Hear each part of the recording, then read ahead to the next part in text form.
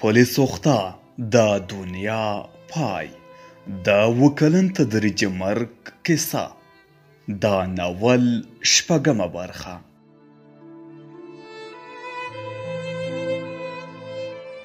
سپین روږ دی او ځوان مرده مال اخیستونکي په سړک شاید له ډېرو ککړو روږدو سره مخامخ شوي یای چې لویه کڅوړه په روږه وي او ظاهرا ډېرې ککړې او ناولې څېرې لري، خو د دې ناولې او ظاهرې ککرې څېرې تر شا یو ډېر غیرتي او ځوان مرده روږدي ژوند کوي. که څه هم شیطان مال اخیستونکي د غلا لپاره زرګونه لارې ورته ښیي، مګر هغوی هېڅکله هم په غلا لاس نه پورې کوي، همت اجازه نه ورکوي. د سهار له 4 بجو د غرمې تر 12 بجو پورې د پلاستیکي بوتلو او الومنیمي قوطیو په راټولولو باندې بوخت وي. د سهار له 4 د غرمې تر 12 بجو پورې که چیرې بخت ورسره یاري وکړي، کولی شي چې 100 افغانۍ په لاس راوړي او له 12 تر 1 بجې پورې نشه کوي. د ماسپښین له 1 بجې د شپې تر 8 بجو بیا پیل کوي څو 100 افغانۍ نورې ترلاسه کړي. د دې ښار په څنډو کې د بیا رانیول شویو زباله دانیو او زړو وسایلو د فیر ځایونه زموږ تر سترګو کېږي.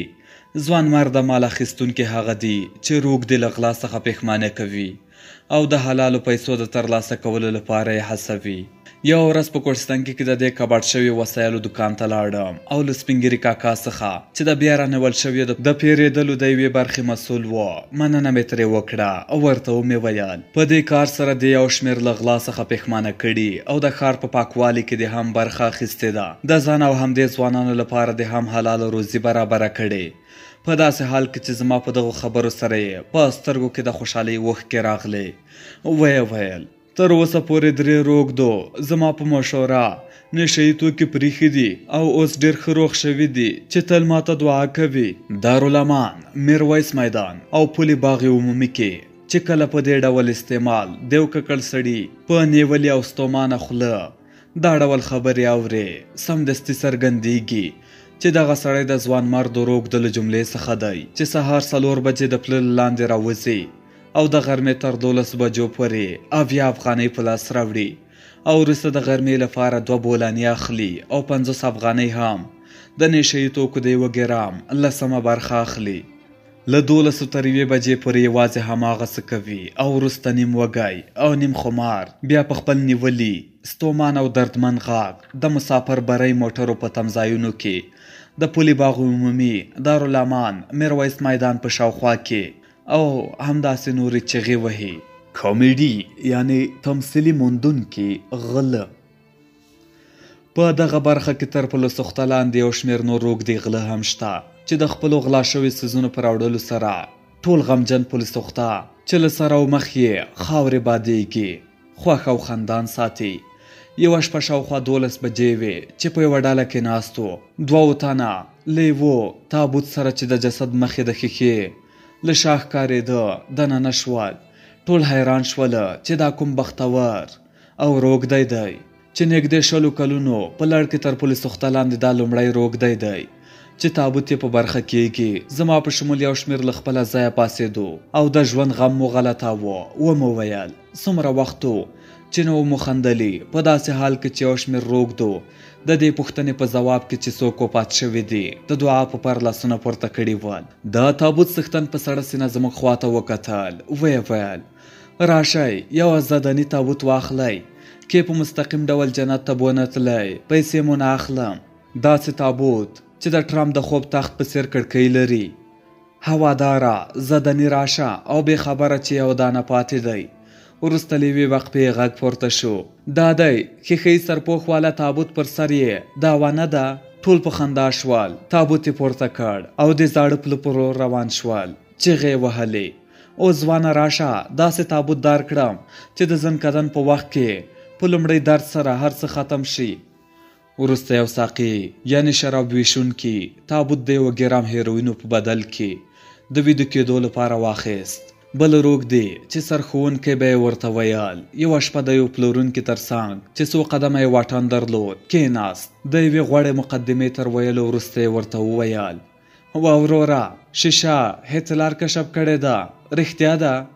پلورونکي وویل هو وروسته سرښوونکي وویل هماغه کتاب چې په افغانستان کې شیشه کشف کړې ده یوازې له ما سره دی. هغه کتاب هر هغه سړی چې سواد ولري او ستا د اعتماد وړ وي ورکوم یې. که یې څوک ولولي کولی شي په کور کې په یوه دقیقه کې 1 ټن شیشه تولید کړي. پلورونکي د هغه لیوه په څېر چې غوښه په خوب ویني ویل چیرې دی کتاب؟ ناولي سړي وویل په کور کې دی. په بیړه یې 500 افغانۍ له 2 ګرامه هیروینو سره ورته ورکړل او له خپل شاګرد سره یې د کتاب لپاره کور ته ولېږه. شاوخوا نیم ساعت وروسته چې بیرته راوګرځېده کتاب یې د مقدسو کتابونو په څېر په څو پوښونو کې پوښلی و. را یې وړ ژر یې خلاص کړ. لومړی د هټلر انځور او سورپوښ و. سرښوونکي ورو ورو ورته وویل له کتاب سره جوړه د باندې ووځه په خدای که دې ونیسي وژنې دې. پلورونکی له ځایه پاڅېده. ناڅاپي سترګې پر ما ولګېدې. رانږدې شو او په غوږ کې راته وویل ویان لالا ته خو ورور یې ستا عمل هم شیشه ده. دا دی کتاب مو پیدا کړ سر له سبا څخه خپله شیشه جوړوم. کله مې چې کتاب ته وکتل نو د هټلر نبردمان کتاب و. په داسې حال کې چې سرښوونکی له پلورونکي نه 100 ګرامه او 100 زره نورې هم اخیستې وې. د جګړې د لومړۍ کرښې د فاتح په څېر یې ګامونه ګړندي کړل او د پولیسو خته لاندې د قمر بازۍ میدان ته ځان نږدې کړ. دا دنیا پای. زه وم او یو خونړی رږدېتوب پولیسو خته و او ټوله هغه بدبختي چې زما پر بدن یې څپه خوره کړې وه. فکر مې کاوه چې د ژوند وروستي وختونه مې دي. هر څه مې تر نظر تیاره او کرکه مې ترې کېده. له ټولو هیلو مې زړه وینځلی و. له ډېرې پراخۍ سره ځمکه راباندې تنګه شوې وه. احساس مې کاوه د قبر پر سر مرګ ته انتظار پاتې یم. یو له تکراري ورځو څخه چې اسمان راته لوړ ځمکه سخته ستومانه یو خمار خپله غېږ راته پرانیستې وه. د سید هادي یو خورېږ 1 ګرامه شیشه راکړه.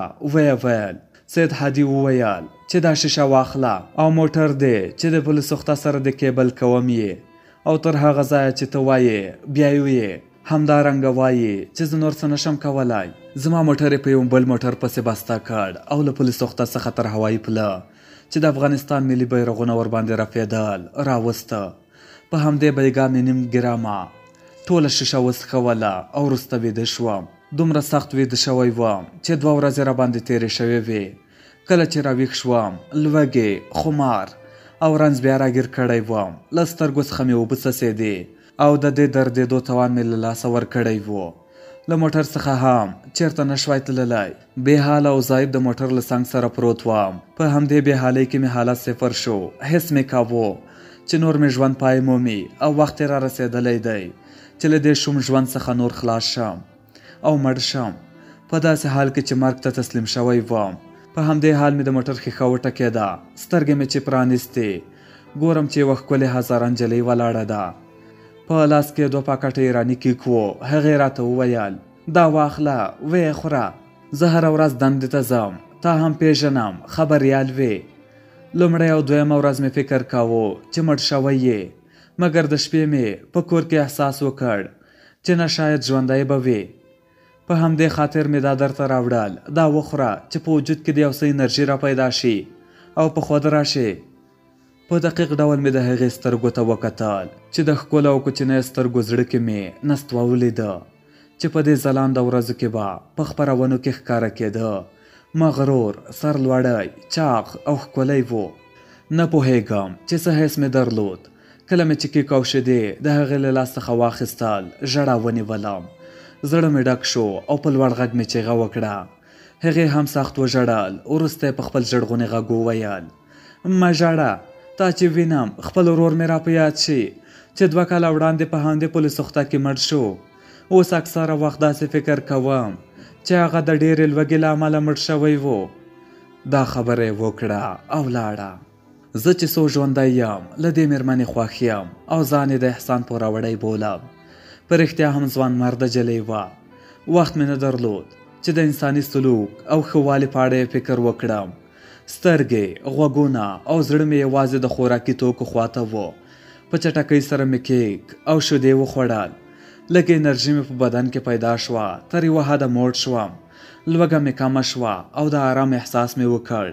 مګر د شیشې خمار او د ژور درد ریښو مې لا هم په بدن کې زګروي کول. هره لاره مې چې ذهن ته راتله فکر مې پرې کاوه. ناڅاپي په دې سوچ کې شوم چې د موټر بطرۍ مې واخلم، د پولیس تخته بیخته یې یوسم او ویې پلورم. په ډېر سختۍ سره مې له موټر څخه بطرۍ خلاصه کړه، پر اوږه مې کېښوده او د پله بیخته مې ووړه. کله چې د پولیس تخته لاندې ورسېدم د سید هادي شاګردانو ولیدم. یوه یې وویل دغه دې ویان صاحب اوس د غلا ته شروع وکړه، بطرۍ دې له کومه کړه؟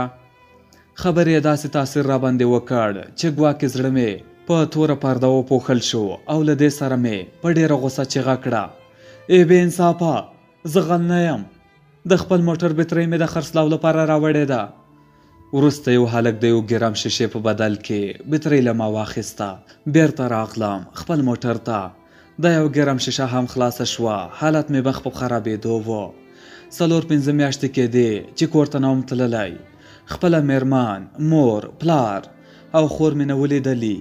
حالت مې ډېر خراب و. سګرټ مې څکول او د کورنۍ د هر یو غړي څېره مې د سترګو په وړاندې انځورېده. د میرمنې مسکاوې او له رږدېتوب څخه وړاندې د مور خفګانونه، دا ټول زما ذهن ته راتلل. په همدې شیبه کې زما تر څنګ یو کورلا موټر ودرېده. یو کس راغی، له نږدې مې ولیده چې د دهبوري پر دین و. دا زما موټر چلونکی و. کله چې ولیدم ویې ویل زه ډېر ژر استاد ته خبر ورکوم. 2 ساعته لا تېر شوي نه ول چې پلار مې راورسېده. داسې احساس مې کاوه چې ډېر به راته په غوسه وي او ما به سخت تهدید کړي، ځکه پلار مې و. غرور مې ورمات کړی و، زورولی مې و. د هیلو او خیالونو له اسمانونو نه مې د هغه لمن ځمکې ته رالنډه کړې وه. ویښتان سپین شوي وو، خو هغه برعکس په پوره مهربانۍ او مینې سره زه د پردین په موټر کې کېنولم او ویې ویل زه لاړ شه کور ته، زه به دا موټر په کوم بل موټر پسې وتړم او کور ته به یې درولم. کله چې کور ته راغلم زما په لیدو سره ټولو چغې پیل کړې او ژړل یې. سمه ده، طبیعي خبره ده چې حالت مې د افسوس وړ و. په دې ځواکمنتیا او ځوانۍ کې پر خاورو پرېوتی وم او ټول ژوند مې له لاسه ورکړی و. زما په لیدو سره به خود زما کورنۍ او دوستانو اوښکې تویولې. مور، خور، میرمن مې او ټول راڅخه ناهیله شوي وو. کله چې زما میرمنې ماته غسل راکاوه، نری نری اوښکې له سترګو راوتلې او ژړلې، ځکه زه په یو وچ او وحشتناک سکلیټ باندې بدل شوی وم. پلار مې کور ته راغی، شپه مې کور کې تېره کړه. سبا سهار د جنګلاک سلبستریز روغتون ته بیولم. په روغتون کې ماته یو ځانګړی کوټه نیولې وه. له 40 ورځو وروسته جنګالک له روغتون څخه رخصت شوم. موده وروسته زه د جنګالک روغتون کې د رضاکاره ټولنیز کارکوونکي په توګه جذب کړم. یوه موده مې بې معاشه کار وکړ. دا وخت فقر او بېوزلۍ سخت ځورولم. یوه ورځ په میرویس میدان یعنې کوټسنګي کې د کور په لور روان وم چې د کمپنۍ موټرو له تمځای سره په ناڅاپي ډول بیا له سید هادي سره مخ شوم. ویې ویل خوښ یم چې په جنګالک کې کار کوې او پوهېږم چې معاش نه لرې. 500 افغانۍ او 1 ګرام شیشه یې راکړل او ویې ویل دغه شیشه واخله، که دې بیا هم اړتیا پیدا کېده یوازې له ما سره په اړیکه کې شه. ګوره چې بیا د پله بیخته لاړ نه شې، راځه چې اوس لاړ شو لږ خبرې به وکړو. په میرویس میدان کې اوس رای ته لاړو. دلته ټول شته ځوانان د شیشې څکولو په حال کې وو. له کېناستو سره سم یې ماته وویل راځه چې له دې ځایه لاړ شو، ځکه دا ښه ځای نه دی. بیا هماغه کوټسنګي ته د کمیشن ودانۍ مخامخ همالته یو ځای لاړو. دلته د غمي په نوم یو کس و. دا سړی بوډا و. هغه ته یې وویل غمیا نستوه که د شپې دلته راته یا هم دې ورځې، ګوره چې مزاحمت ورته ونه کړې. غمي وویل په سترګو. هغه شیشه چې ماته راکړې وه راومیسته.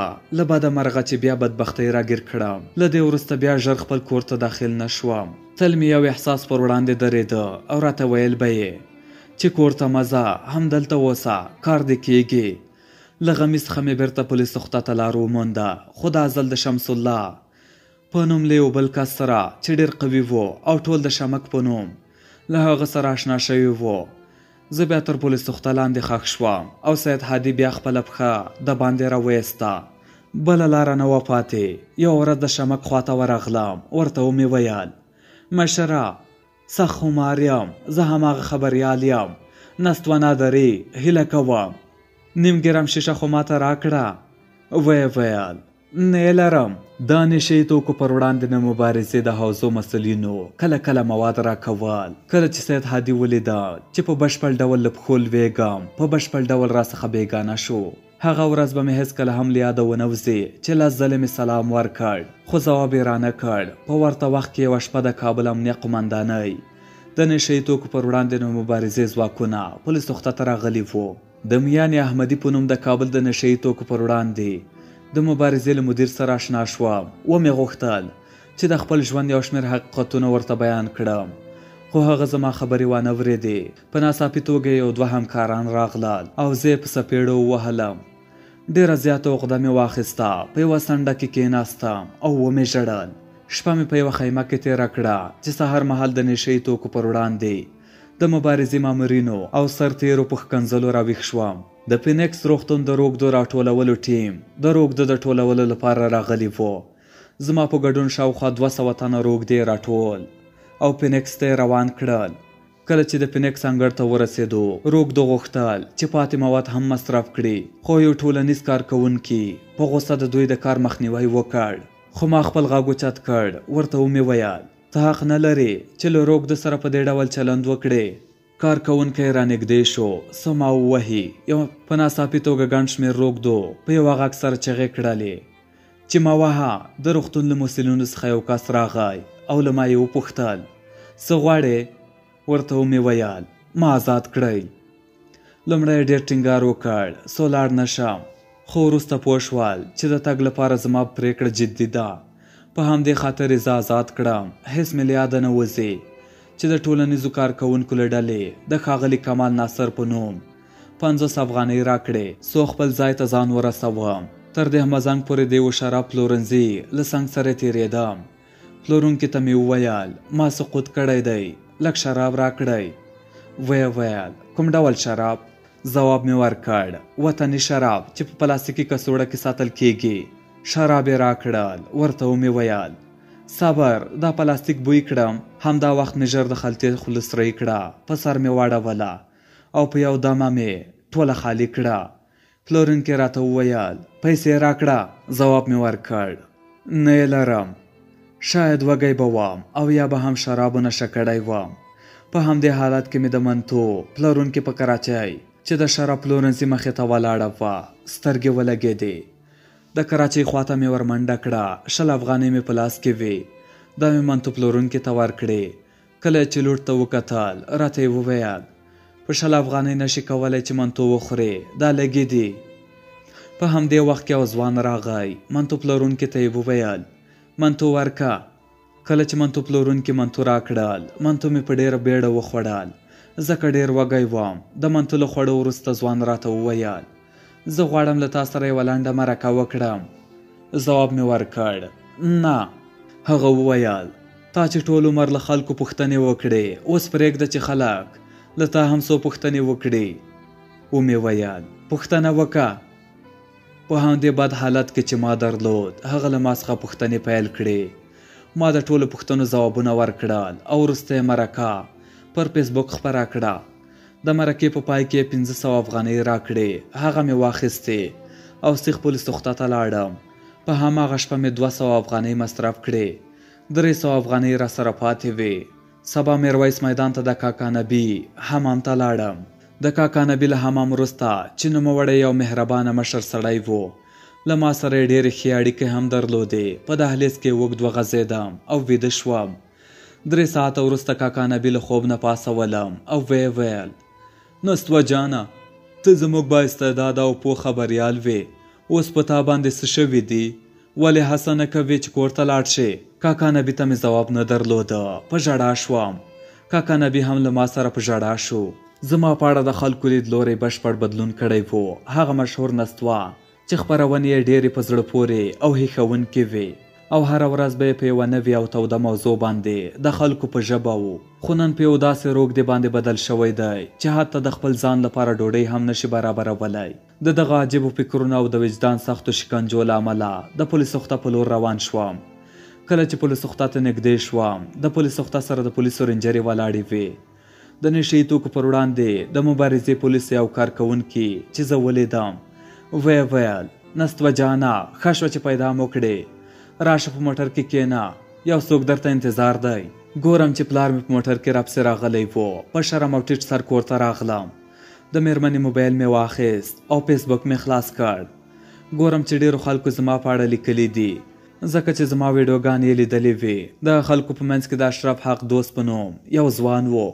هغه راته ویلي و زه غواړم تا د درملنې په موخه له هېواده بهر هندوستان ته بوزم.